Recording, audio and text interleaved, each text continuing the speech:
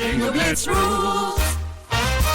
If your bingo has ads in it, That's not a bingo. if it doesn't have the coolest tournaments, mini games, and the most breathtaking design, Nope, not a bingo. if your bingo moment makes you feel so excited that you just want to burst in joy and scream out loud, bingo! Sorry, so you're playing... Bingo Blitz? Now that's a bingo.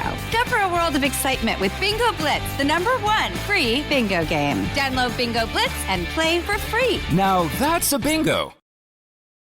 My dad works in B2B marketing. He came by my school for career day and said he was a big ROAS man. Then he told everyone how much he loved calculating his return on ad spend. My friends still laugh at me to this day. Not everyone gets B2B, but with LinkedIn, you'll be able to reach people who do. Get a $100 credit on your next ad campaign. Go to linkedin.com/campaign to claim your credit. That's linkedin.com/campaign. Terms and conditions apply. LinkedIn, the place to be, to be. Let's hang out. Let's hang out. And let's talk about what legends have found. Let's hang out. And let's listen to two lesbians shout. Let's hang out. Let's hang out. Hey, Let's Hang Out listeners. I hope you've all been enjoying all of the new podcasts that you're discovering during our hiatus. Today's podcast episode is going to be coming from Cruising Pod. Cruising Pod came on the show to talk about Should Have Been Gay for Cheers. We had so much fun.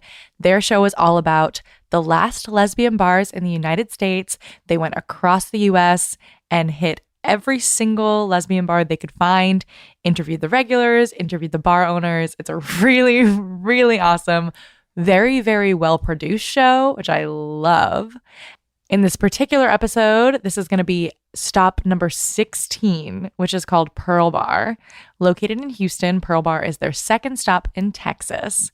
Check it out. I think it's safe to say it takes most people a while to find their purpose in life. Most young adults are still working that out, and some never do. But Julie Mabry figured it all out back in high school. I always wanted to own my own lesbian bar since I was 16 years old. Today, Julie is the owner of Pearl Bar in Houston, Texas. At 16, in the early 90s, Julie was just a closeted kid growing up in San Antonio. But she did have one thing going for her. My name is Sarah Mabry. My pronouns are she, her. And I'm Julie Mabry's sister. My sister's gay also, and she's 3 years older than me. Everyone wants to be like their older sister at one point or another, right? I think my mom thought I was probably just trying to be like my sister at the time. She literally was like, I think you're just trying to be like Sarah. But this was no act. Julie was capital G, gay. Well, I just had crushes on all her friends because they were a little bit older, but I had crushes on her friends. As teenagers, she would tag along with Sarah and her alluring older friends. So I'd started meeting lesbians, and I met lesbians through my sister. So that's how I made friends in the gay community. And we would go to like this park called Almost Park, and that's how I made friends there. And then we would go to the club, and I'd make friends there. But basically, throughout their entire childhood, Sarah was struggling. I hated high school. Like, there's no happy memories. I don't go to any of my reunions because there was probably like 3 gay people in my school, and everybody else was like into football and cheerleading. Like, I had my hair shaved. It was in a mohawk. You know, I dressed kind of punk rock, and I wasn't like a normal girl.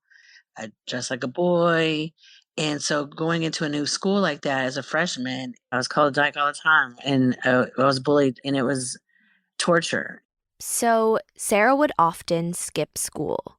The main thing I skipped was I would skip PE because I hate dressing out in the locker room with the other girls because I didn't feel like my body was more mature, very much a woman, and I didn't identify with that. Like I had a very feminine body, and I didn't identify with that. So early on, in high school, I got in trouble a lot for skipping school, and my mom was like, "Why are you missing PE all the time?" And I was like, "Because I don't like dressing out in the dressing room with the girls." It wasn't just about dressing differently or being the gay kid.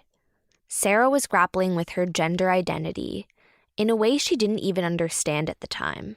If I was 14, 15 today, I would clearly transition. I didn't know that's what I was going through, and my mom didn't know, and she didn't understand. Today she understands. You know, like when we talk about today, she's very pro. But back then, it was a mental illness. Sarah was going through all of this throughout the 80s and 90s. back when there wasn't widely used language for things like gender fluidity. Here's Julie again. We didn't have those options, at least, easily accessible in the early 90s and 2000s. It wasn't as accessible as it is now. So that's also something else that I watched her struggle with, was her identity. So what did the Mabry sisters do? They immersed themselves in the local queer community, and they partied.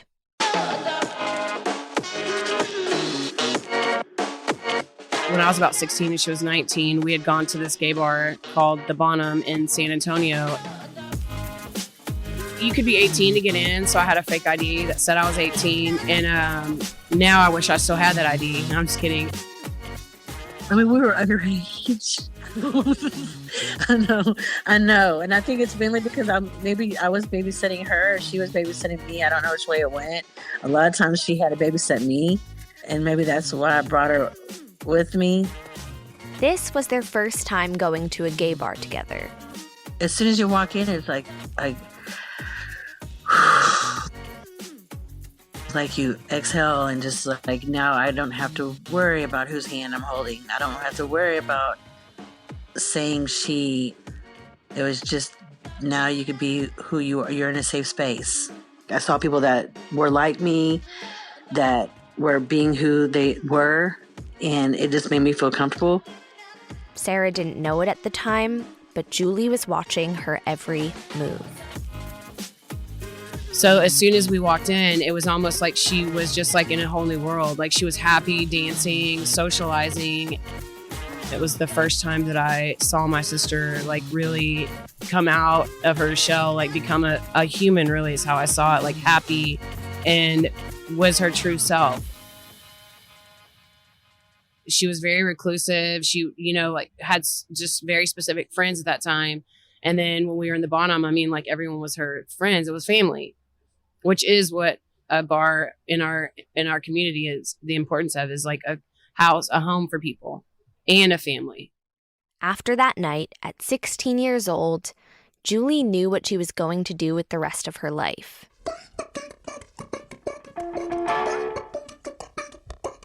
I became obsessed with wanting to open a lesbian bar. And so from that time, like I just never forgot how she felt when she walked in. It was like that was her safe haven. I mean, you know how it is when you walk into a gay bar, queer bar, lesbian bar. It's like you found your home. So that's how I felt too.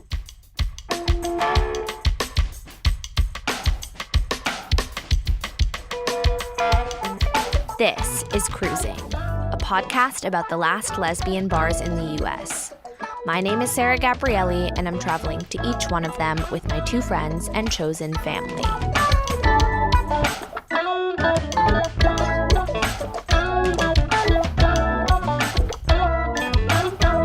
This is stop number 16, Pearl Bar. Let me tell you a little bit more about Julie Mabry.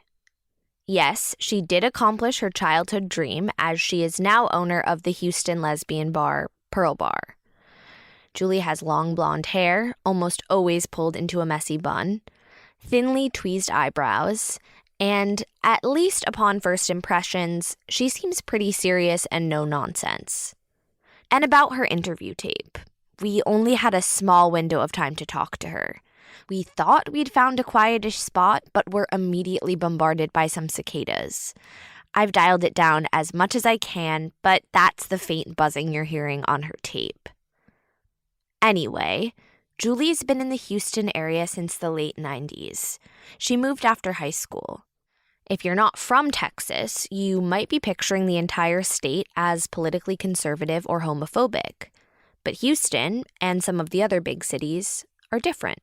Houston is an amazing. I think we have the 4th largest Pride Parade. I think we have like 800,000 attendees. But Houston's a great city in the sense for gay people and queer people, and our community is amazing.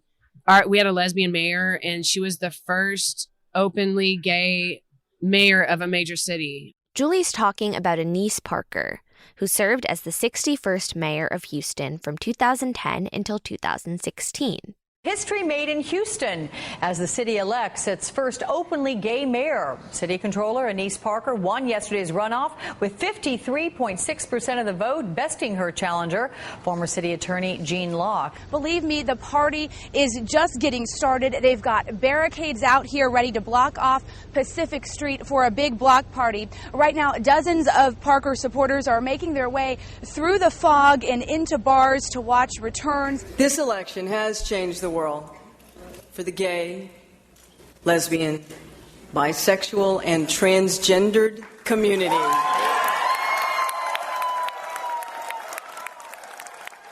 So we've always been a blue city. You know, we're very democratic in Houston. By the time Julie moved there at 18, she was already relatively familiar with the area. We would come to Houston because my grandparents lived in Texas City, which is near here, and we had a huge gay area, which is Montrose. So with Houston, I became very attached to the community. Julie spent a number of years after high school hustling, as she would say. First, she tried community college. I went to like a semester, and I don't think I finished the semester of business class and stuff like that. Like I went to basics in college, but that just really wasn't my calling. And then I just worked in the service industry. I either waited tables, bartended. You know, I mean, I worked a little bit in real estate and a little bit in the stock market, but for the majority of the time, it was in the service industry. And Julie was often working and patronizing the local gay bars. And I would just go in there and watch the customers and like what they drank, like what their per person average was is what it is like to watch whether they drink beer, what kind of liquor they drank, what music they listened to. I just watched everything and learned a lot about the lesbian clientele per se. In the early 2000s, Julie started promoting lesbian parties around the city. She'd bring in queer performers and live music, lesbian DJs, and even cast members from the L Word. Eventually, Julie ended up bartending at a spot called Little J's.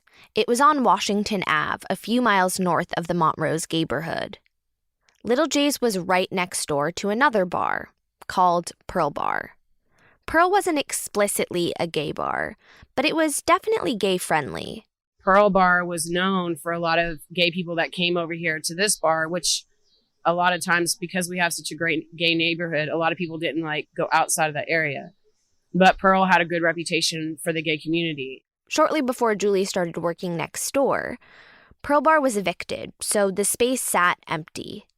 It was the same landlord for both bars, so every time she came by Little J's to collect rent, Julie would stop her to ask about Pearl. I would always beg the landlord to let me rent this bar because at that time I was seriously looking for my own bar, and eventually the landlord came over and told me I could rent it. In homage to the previous Pearl Bar, Julie decided to keep the name.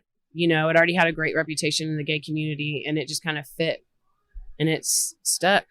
On October 12th, 2013, Pearl Bar, as we know it today, was born. Okay. Well, we have games, as if lesbians don't play enough of them, and we have like our Halloween decorations. We have picnic tables, lawn furniture, some rainbow seating, little rainbow chairs. She's talking about their huge outdoor patio. There are big leafy plants, colorful decorations, string lights, lawn games. Picture a beer garden, but with tiki lounge vibes. We have a neon sign that says, "I licked it, so it's mine," and that's where a lot of people like to go take their pictures. And then we have like little Connect Four games, some U-Haul signs. Every bar needs one of those, and some little U-Haul trucks, and our Pearl Bar sign. Thursday at Pearl Bar is steak night. And Beyond Burger Night for the vegetarians. Julie acts as grill master for steak night. And that's the night we were in town. Steak nights are popular. We're in Texas, you know. And I always like to cook aside from inside my house. And we just started doing a steak night, and we set up the grill, we get the steaks. I bake like 50 to 80 potatoes and, you know, grill. We arrived early, right at opening, and Julie was already busy prepping. Running to the store to pick up last-minute supplies, getting the grill fired up. Sometimes people's perception might be a little off for me during steak night, but that's typical of every night, really. But yeah, it's a lot of work. She kind of has a point. From our few interactions with her in passing, it wasn't clear if she would have time to talk with us, or if she even wanted to. Honestly, I'm not a very sociable person. I'm not. I mean, I've turned into that old lesbian with a dog and 2 cats. But Julie sells herself short. Once the grill was lit and the trays of baked potatoes set out, she let us steal her away. Thursdays are just hectic for her. It's as simple as that. Typically, we get pretty busy for steak night, and then we have dildo races at 10 p.m., and then we have a DJ at 10:30, and that's what we're going to be doing tonight. You're probably wondering what the heck a dildo race is. And we were too. At Pearl Bar, it's a steak night tradition. All right, let's see who wins this first round. 3, 2, 1, 5. A sheet of corrugated metal is leaned against the stage inside, forming a slanted racetrack. Then, racers choose a vibrating dildo, place them at the top of the track, and switch them on. Whichever dildo gets to the bottom of the track first wins. All right, David! As you can imagine, Julie can't run Thursday nights on her own. Okay, my name is Paige Caceres, and I am just kind of like, I do a little bit of everything. I help Julie with steak night. I help with the dildo races. Sometimes I'm helping at the front door. Sometimes I'm helping on the floor. Just kind of helping wherever I can, really. Paige is somewhat of a contract worker at Pearl Bar. When Julie has a need, Paige will fill it. Yes, Julie and I have been friends for a really long time. She's always been there for me, and so I'm just kind of here, whenever she needs me. Paige met Julie about 5 years ago when she first visited Pearl Bar. A friend of mine told me about this place. I never really went out like this direction before that. And she told me about this really cool bar, lesbian bar, and I'd never really heard of a lesbian bar specifically for lesbians before that. And so I came here and I really loved the vibe. Paige grew up in a suburb outside of Houston. And while she didn't know it at the time, looking back, there were some early signs that she was gay. So I remember when I was younger, I would say probably like 11 or 12 years old. My older sister had one of her friends over, and I remember like when I heard she was coming over, for some reason I like went upstairs and changed my clothes really quick and like tried to do my hair and like tried to put on the little makeup of hers that I had like taken real quick, but I didn't understand why I was doing that. I thought I was just excited for her to come over. And then one day we were driving in the car, and I think my uncle or something pointed out somebody had a rainbow sticker on their car. And I remember like pushing myself up against the window, like maybe they'll notice me. But like I didn't really understand why then. It wasn't until years later that she finally understood the why behind these feelings. And so then once I was in high school and I really started to like realize what was missing in my life or what I felt was not there, like then I realized, oh, okay, you like women, and this is why you were doing those things and why you've always had an attraction towards them, She started to come out to close friends in 10th grade, but much of her family didn't find out until after she graduated high school. That's when everything kind of, I say blew up for lack of better words. That's when everything kind of went down. I grew up in a very religious home. A lot of my family wasn't very welcoming to the fact that I was a lesbian, and when I came out, they all kind of like turned their backs on me. Around this same time, Paige found out she was pregnant. I was 18 when I had her, about to be 19. I was pretty young. The circumstances around Paige's pregnancy are pretty serious and private. So, yes, I was identifying as a lesbian. I was actually, it's kind of like a not so great story that turned out to be a blessing. So it's not just like something that I like to announce. I just can say this, though.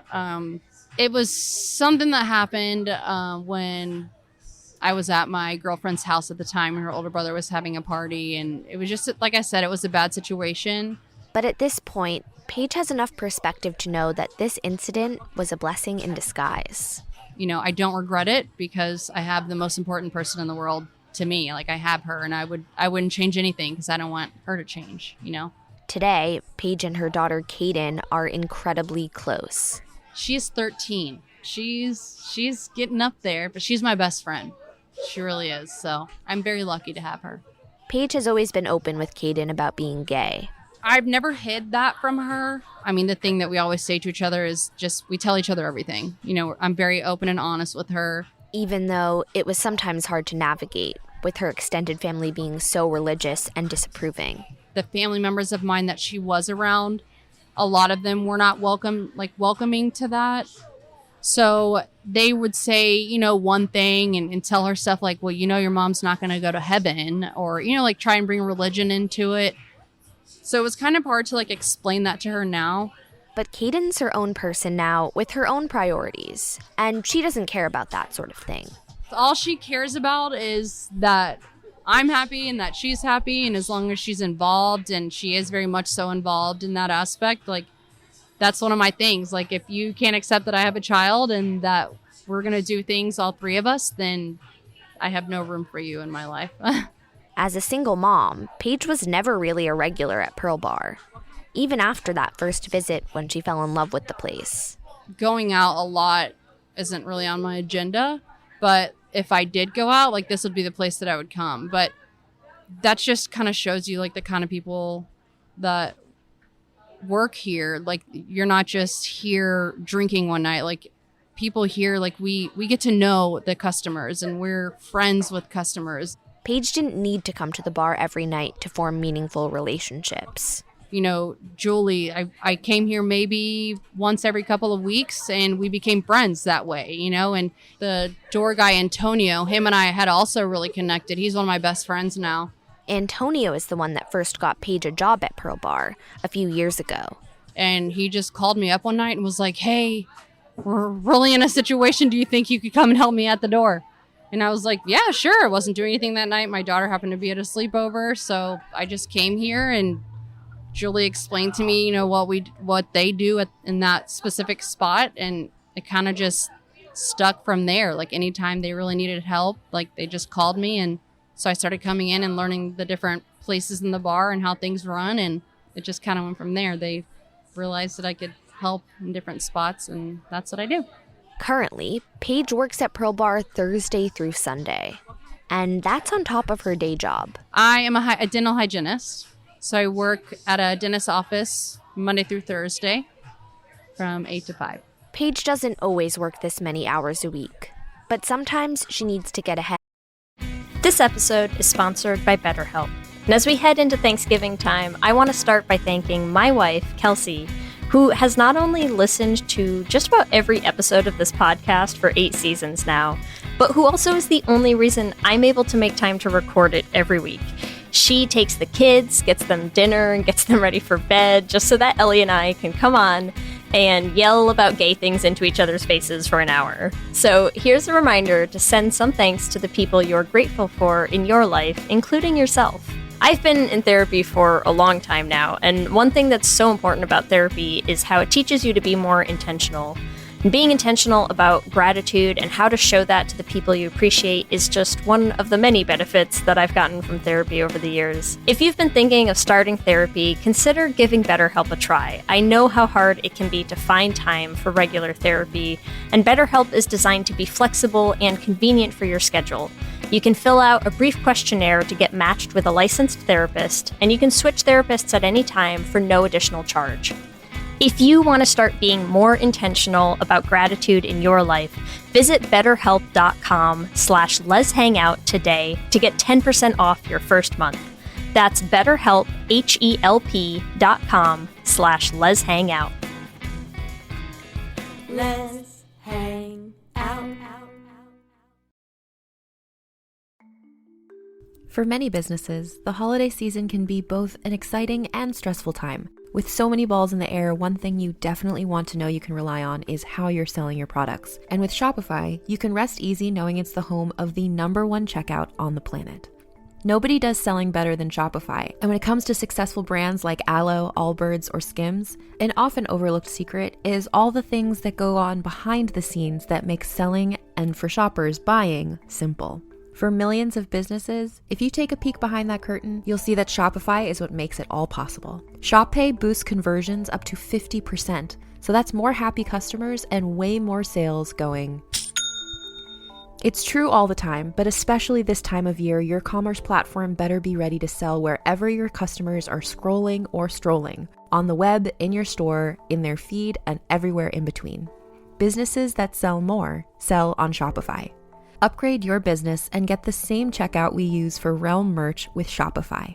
Sign up for your $1 per month trial period at shopify.com/realm, all lowercase. Go to shopify.com/realm to upgrade your selling today.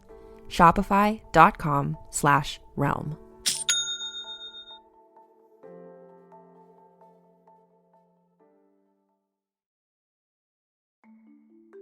For many businesses, the holiday season can be both an exciting and stressful time. With so many balls in the air, one thing you definitely want to know you can rely on is how you're selling your products. And with Shopify, you can rest easy knowing it's the home of the #1 checkout on the planet.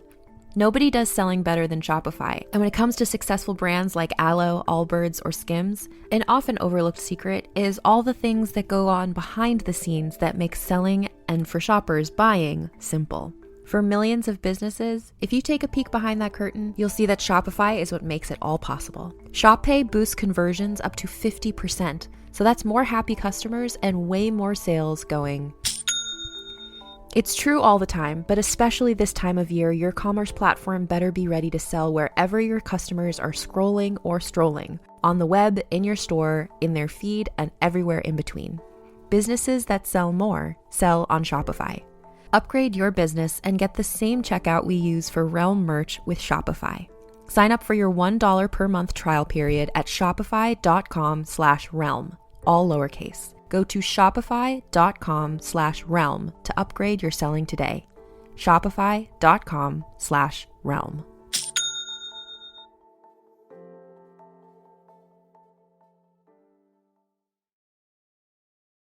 Is it time to reimagine your future? The right business skills may make a difference in your career. At Capella University, we offer a relevant education that's designed to focus on what you need to know in the business world. We'll teach professional skills to help you pursue your goals, like business management, strategic planning, and effective communication. And you can apply these skills right away. A different future is closer than you think with Capella University. Learn more at capella.edu. On her finances. Of course, I would love to be home and stuff like that, but right now it works better for me personally. If I'm doing this, it kind of helps me and my daughter out. She has a lot of stuff coming up, and birthdays and Christmas and her swim team, they're back doing swim meets and things like that. So I come and I go, because I do have a daughter and she obviously is my first priority, but Julie knows that sometimes I have to come here and work for a few months in a row just to kind of help me get ahead. And Julie gets that. Maybe because, while she doesn't have biological children of her own, Julie is quite the mama bear. Julie's always been more than just like a boss for me. It's just like anytime I've ever need anything, really, it's kind of difficult when you're a single mom at a younger age to make ends meet sometimes. And Julie's always been like, hey, if you ever need any extra money or whatever it is, you just let me know and I'll make sure you have something to do. Julie's generosity extends far beyond flexible scheduling at the bar. I had bought a car once, and like a year later, all of a sudden the transmission was completely blown within a year. But like the warranty was out. I was just in a situation to where like I either had to buy a new car or a new transmission, but I was still paying off the car. And she was like, let me just loan you this money right now, and then you just get me back whenever you can. Like, no stress, just I know this is really affecting you right now, and we can go from there and handle it later. It just kind of blows my mind how much that she does do and how much she does give back. I mean, I'm not just saying that because I'm her sister. That was Sarah again, Julie's older sister. During Hurricane Harvey, for example, in 2017, Julie and Sarah were roommates. And she was out. I remember my mom calling and saying, like, make Julie stay at home. The streets are flooded. But she would be out there, like, with the back of her truck full with water, driving around, and I was like, Mom, I can't control Julie. I mean, for anything, she just opens up her doors for more than it just being a club. It's a platform for her to give back. Again in 2020, when the bar shut down because of COVID, Julie really made sure that every single one of us was taken care of during that whole entire time. You know, and that kind of shows you like just how she really cares about us, because her entire business was completely shut down for months long, you know, and it's like the daily financial stress and like burden that put on her, and the fact that every single day she checked in on all of us to make sure that we were okay and we had everything we needed. There was not a day that went by that we didn't hear from her. Just some sort of communication, just like, hey, how are you doing today? Of course, during lockdown, Julie was dealing with challenges of her own. At the time, I was really stressed out about what was going to happen, and I had to borrow a lot of money. But Pearl Bar was part of the Lesbian Bar Project's fundraising. If you remember from previous episodes, the Lesbian Bar Project is a campaign to help preserve the remaining lesbian bars in the country. In late 2020, they had started fundraising and allocating money to the bars. But by that time, Julie was doing a lot better financially. Then we did our GoFundMe, and our community raised over $40,000 like in 2 weeks. And then I ended up getting a grant from HRC and Showtime Television. So what does Julie do? So I donated my part back. At the time, I was really concerned. Obviously, Henrietta Hudson's is a staple for all lesbian bars. I mean, a lot of us have gone there. A lot of us love that place.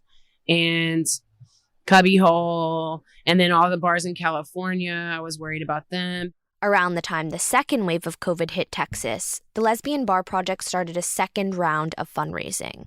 And that was when I thought was really nervous. So I was part of it the second time. But then by the time they had done all the fundraising, we were doing insanely well. So I donated that part back too.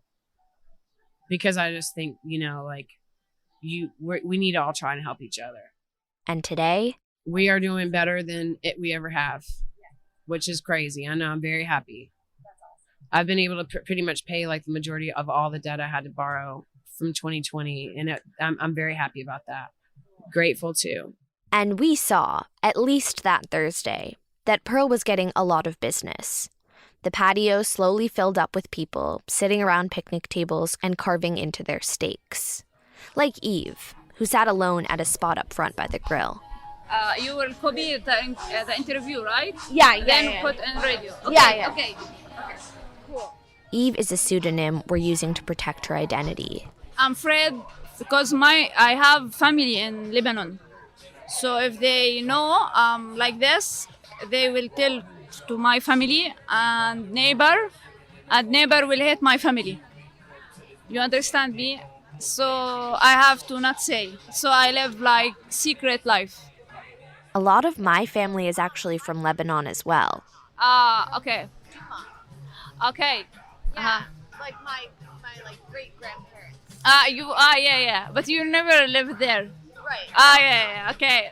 I've always thought about traveling there with my grandfather, or Jiddu in Arabic. But Eve opened my eyes to what it might have been like to live there. For one thing, public acceptance of homosexuality is really low. According to a 2020 Pew Research Center study, 85% of Lebanese people say homosexuality should not be accepted. In my country, they hate the gay word, and they not respect this, not accept this, because my country is a religious country. So in my country, they kill the gay people or lesbian.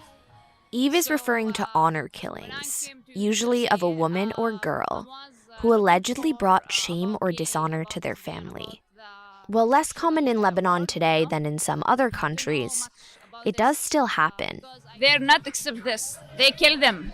So I have many nightmares, and I have here like black, but I hide because at night when I sleep, I remember when I was in my country. I feel I am still there, so I wake up like I'm afraid, you know?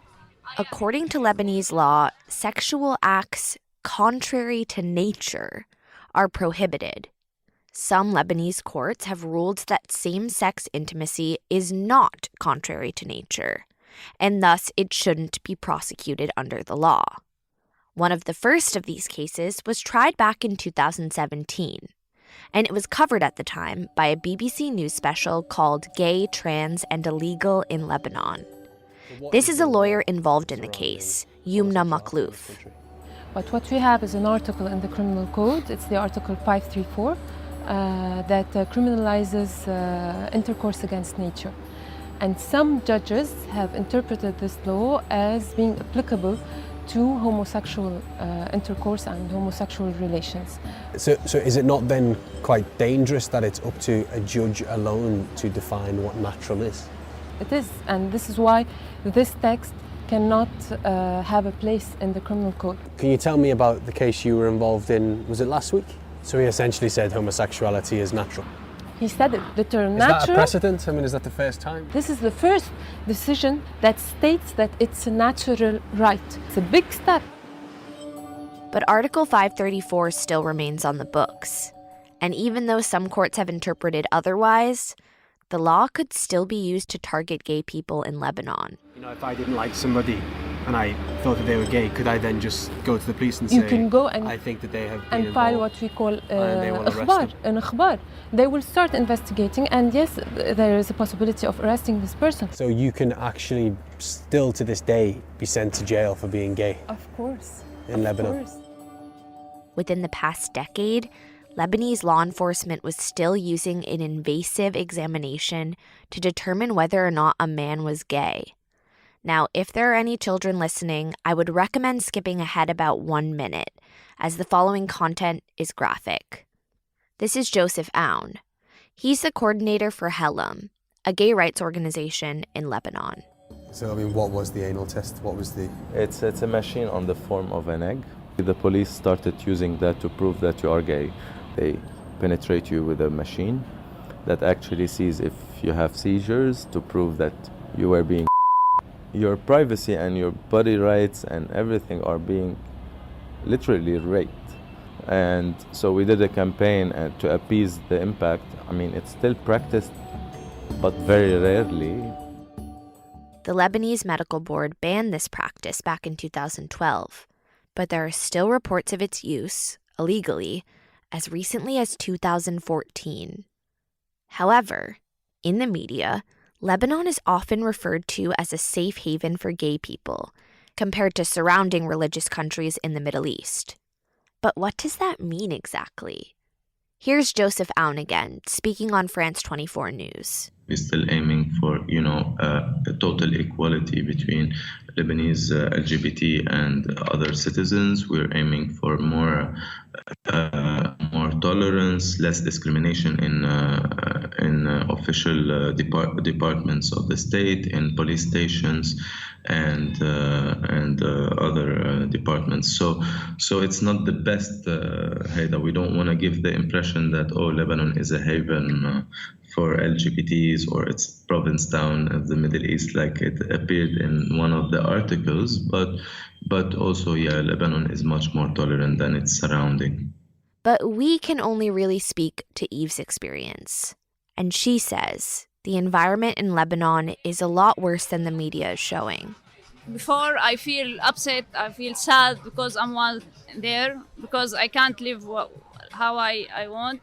And I know girls, they married men and they are lesbian, but they married just for, because afraid from family, from society.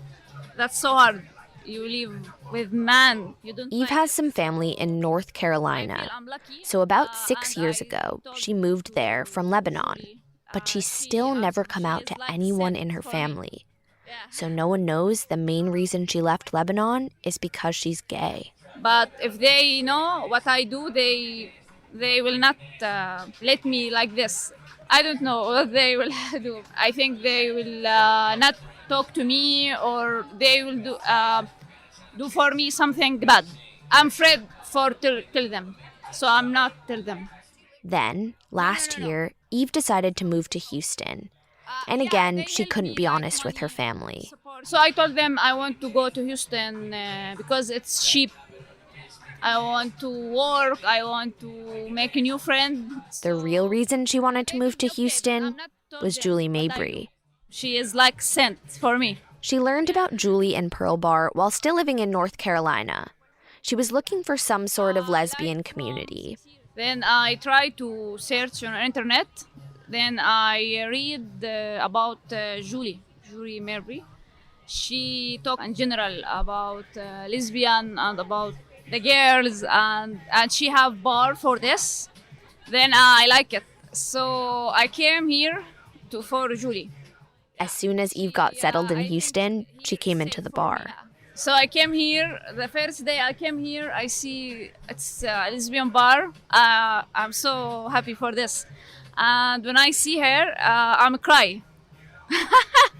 Yeah, I told her you awesome, and she hugged me and she listened to me, and I told her I can't believe yesterday I was in bad country and today I am with you. So she hugged me and she said everything you want. I'm here. This is home. This is bar. It's like your home. Yeah. Now Eve is a regular at Pearl Bar. I think here is safe for me, from everything, from my family, from my work, because my everything not respect the gay word, you know. So I feel here safe and this bar, like home, because I think inside the bar, everyone here is real, not fake, and outside everyone fake.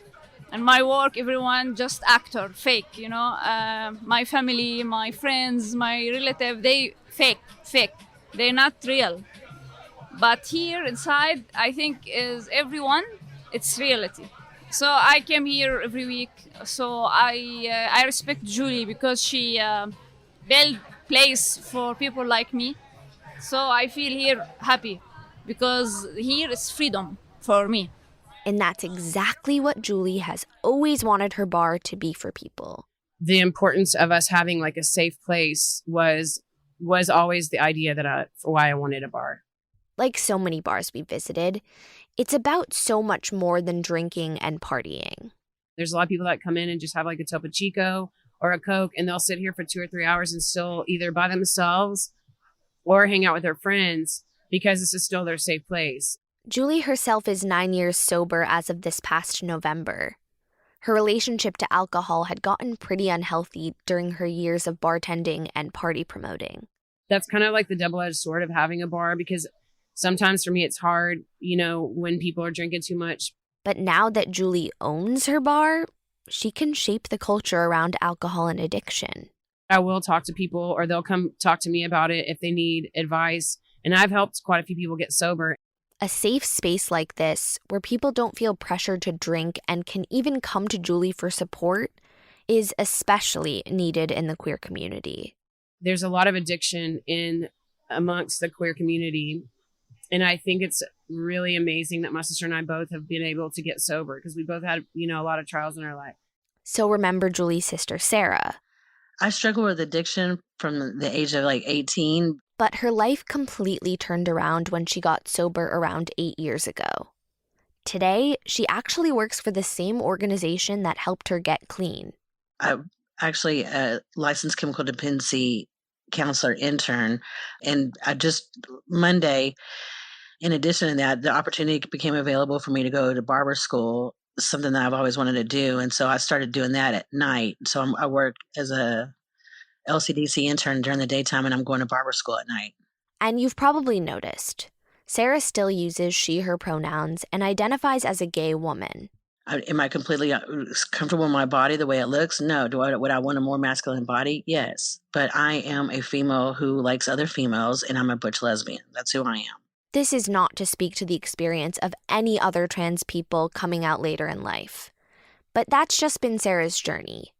All of those years that she didn't have the language or education or exposure to understand her identity, she had to work really hard to accept and love herself as she was.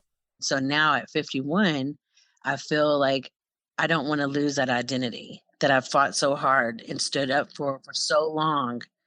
I don't want to transition into a male. You know what I'm saying? Even though that's probably what would happen if I was 14 today, that now after struggling and fighting for my identity for so long and being who I am, I just feel like staying with the pronoun she and her is where I'm at. But Sarah hasn't given up on becoming more comfortable in her own skin. Next Friday, I'm actually going to go see a plastic surgeon about top surgery. So that's the main thing I want done, just top surgery, because that body dysmorphia in my mind is with that. You know what I'm saying? Like, I want a more masculine chest, but I am clearly okay with being a female who likes other females. Now that she's sober, Pearl Bar isn't exactly Sarah's scene anymore. But she and her mom will often come by for steak nights. They both helped Julie renovate back when she was first opening. And of course, they're incredibly proud. Julie is always, even when we were kids, she's like, even in her closet in her bedroom, she had like all these little stuffed animals, and she would have a little desk in there, and she would have my mom's old checks, and she would, always something business. But seeing her step into her own element and open up her own club, it was just like an overwhelming sense of pride, for her. And I'm just being like proud of what she's accomplished. For years, Sarah never knew the role she played in Julie's affinity for lesbian bars. You never think that other people see your struggle. And I didn't know that Julie recognized that or even saw that. Until relatively recently. I think it was like the second year that she had Pearl open, and then she said it in an interview, and I watched the playback of it, and I was like, what? I never knew that she really saw that struggle, and recognized it in me. So that's the first time I've heard it like verbalized. And she was like, yeah, that's one of the main reasons why I Pearl open. It's been emotional and touching and kind of strange for Sarah. To think back on the ways that she impacted her sister without ever even realizing. I mean, we like both cried because I never knew that that's what she saw. Like, she saw me not being on guard. She saw me being who I was. Like, she saw me being comfortable in my own skin in that environment.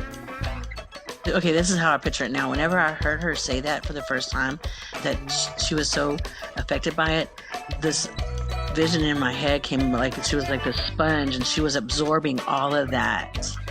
And it was forming her to be the person that she is today.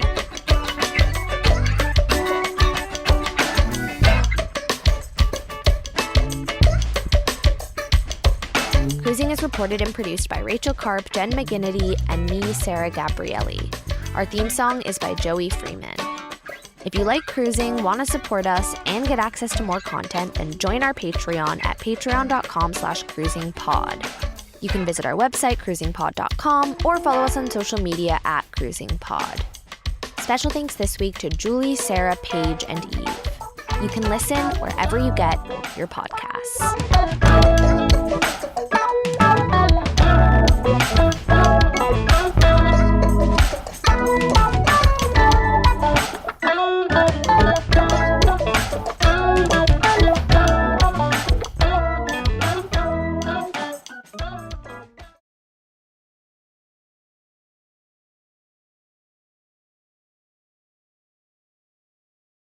Buffet brawlers, glory holes gone wrong, cannibalistic castration cabins, public poopers? These are just a few of the crazy topics you'll hear covered on Excuse Me, That's Illegal, the pettiest podcast around. Whether you need a break from all that murdery true crime stuff, or just enjoy hearing hilarious stories told in a unique way, I got what you need. I'm Leroy Luna, your fearless host/chauffeur. So come hop in my minivan and let's go for a ride. I promise you probably won't be disappointed. Excuse Me, That's Illegal is available on Apple Podcasts, Spotify, basically everywhere you consume podcasts, with new episodes dropping on the 10th, 20th, and 30th of the month, baby!